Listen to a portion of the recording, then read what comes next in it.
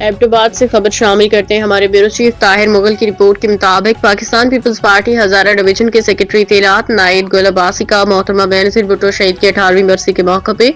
ضلعی سیکریٹریٹ تقریب میں اظہار خیال۔ تاریخ کا ہی نہیں بلکہ پاکستان کی تاریخ کا، پاکستان کی سیاسی تاریخ کا، پاکستان کی اخلاقی تاریخ کا ایک ایسا المناک واقعہ ہے جس نے پوری دنیا کے سیاستدانوں کو، جس نے پوری دنیا کے سماجی کارکنوں کو،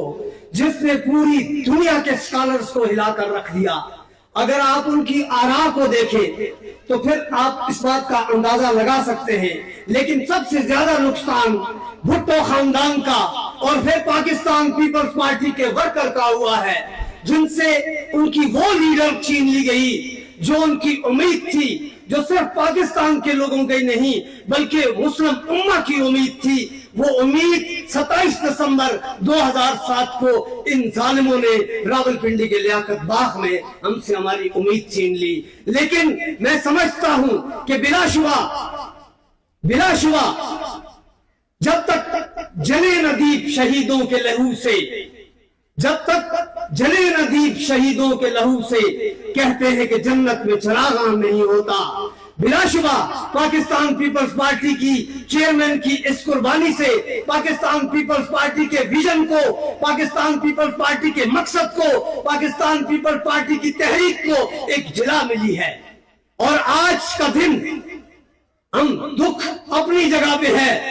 غم اپنی جگہ پہ ہے۔ آج پورے پاکستان کے اندر نوڈیروں کے ساتھ ساتھ آج پورے پاکستان کے ہر ڈسٹرکٹ میں، ہر گلی کوچے میں پاکستان پیپلز پارٹی کا ورکر اس بات کا عہد کر رہا ہے کہ ہم کل بھی زندہ تھے، ہم آج بھی زندہ ہیں، بھٹو کل بھی زندہ تھا،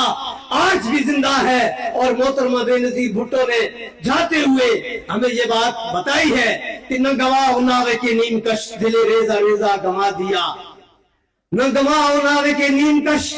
دل ریزہ ریزہ گما دیا، جو بچے ہیں سنگ سمیٹ لو تنے داغ داغ لٹا دیا،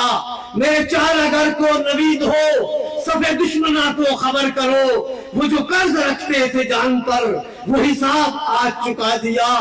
جو رکے تو کوئے گراں تھے ہم، جو رکے تو کوئے گراں تھے ہم، جو چلے تو جہاں سے گزر گئے، رہ یار ہم نے قدم قدم تجھے یادگار بنا دیا۔ Thank you.